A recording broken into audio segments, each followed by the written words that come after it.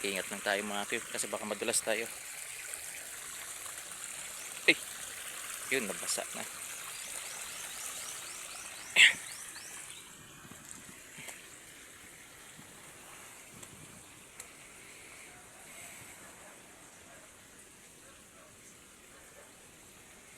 Ito mga kyo, kung napapansin nyo, para na po siyang pang-pang na po siya dito. Ayan, tapos may mga gulong na rin. Ayan. Meron kasi akong nakita doon mga kyo.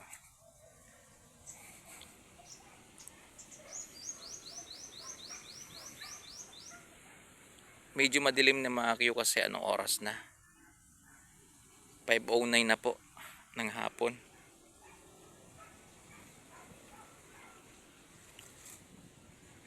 Pang-pang na.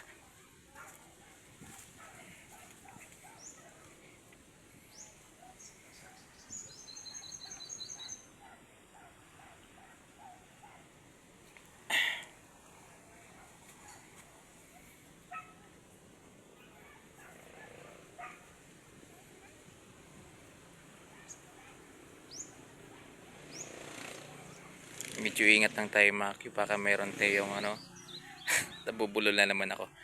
Medyo ingat lang tayo mga kyo kasi baka meron ditong ahas yung dito lang sa ilog matatagpuan. Delikado yun mga kyo. Yung parang may kulay puti.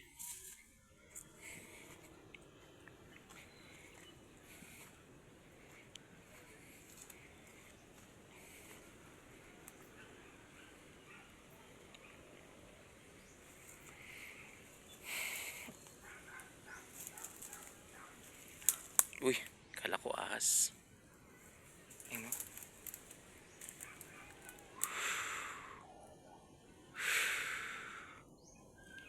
Ayun mga kyo, yung sinasabi ko sa inyo.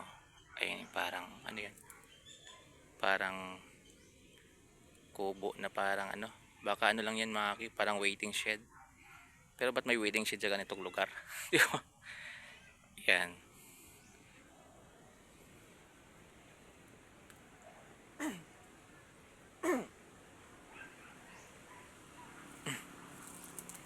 Yun, yung mga na dito guys, tingnan nyo mabuti yung lugar na to.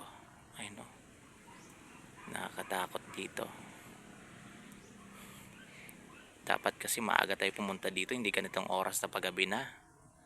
Ayun, no? 5:11 na mga Q. Kaya kita nyo medyo makulimlim na.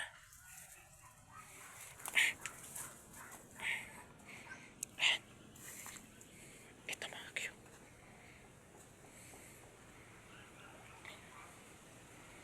Kakaiba yung nararamdaman ko mga Q. Baka merong tao dito guys. Daanan. Saan kaya papunta yan? Ay no. Wala kang kasama ka. Ito mga Q. Ito. Ayan. Giba na siya mga Q. Hindi naman totaling giba. Kumbaga, tingnan nyo naman yung bubong niya. Tuklap na. Ayan. At dito walang walang kabahay-bahay dito mga Q. Ayan. Ba't yun yung sinasabi ko? Ba't nagkakamali ako mga Q? Wala pa namang edit tong video natin. Parang nabubulol ako mga Q. Parang alam nyo yun. Parang nauutal-utal ako.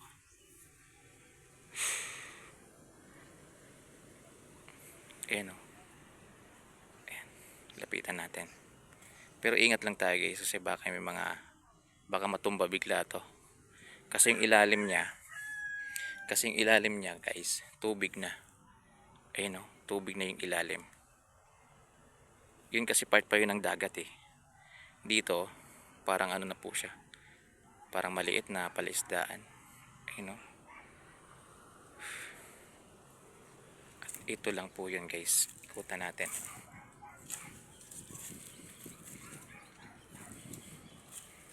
Tao-tao po.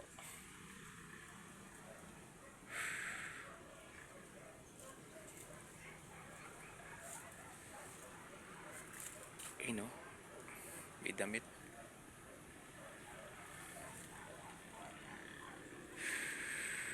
Ito yung paligid guys. ng kubo na to. Ayan, masasabi ko siyang kubo kasi meron siyang ano, parang meron siya kasi yung ano, bakod. Ayan, merong paligid. Kasi kung waiting siya diyan, walang mga ganito.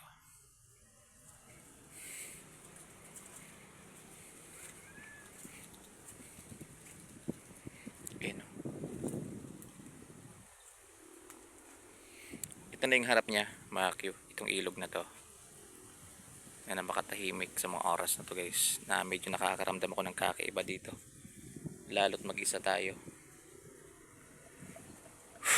Ito mga Q, tingnan nyo to, meron ditong parang kahoy na ayun na, yan, labas na yung mga ugat-ugatan. Tapos dito lang po itong kubo lang tayo.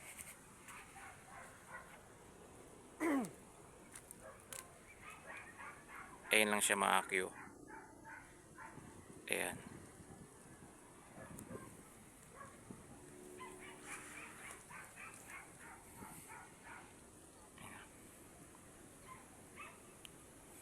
Okay pa naman siya tingnan.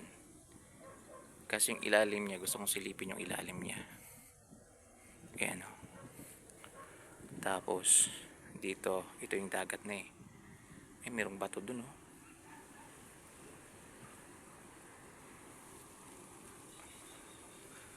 Ano kayang kahoy ito guys? Ayan o.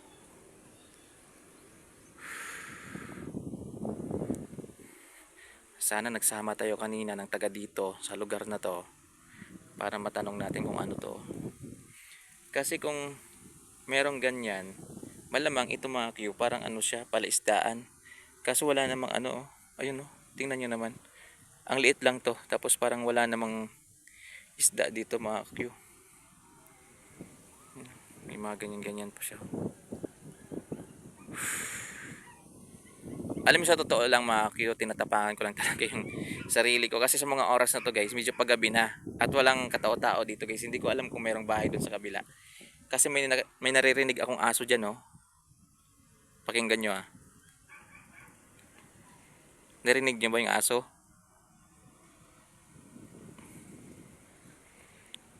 Gusto ko sanang puntahan doon, no, pag ano, no.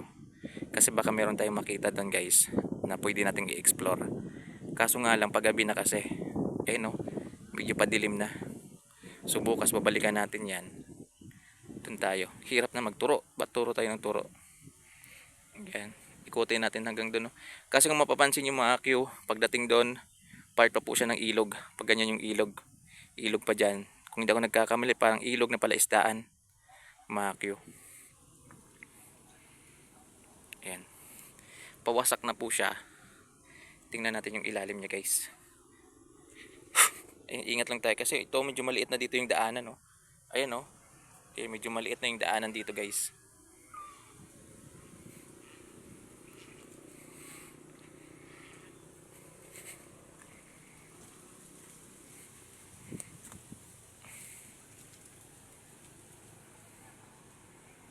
Ano ba itong pinupuntahan natin guys?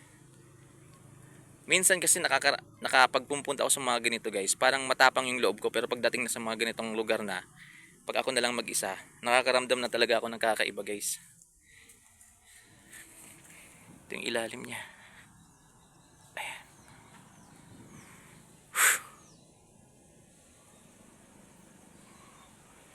Merong ano to, kuryente. Merong kuryente guys. Ayun o.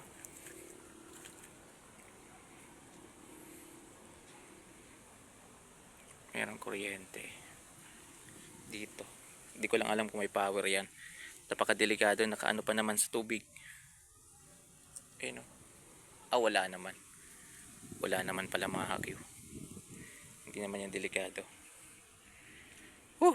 Na full memory pa yung cellphone ko. Hindi ako nakapag-delete kanina.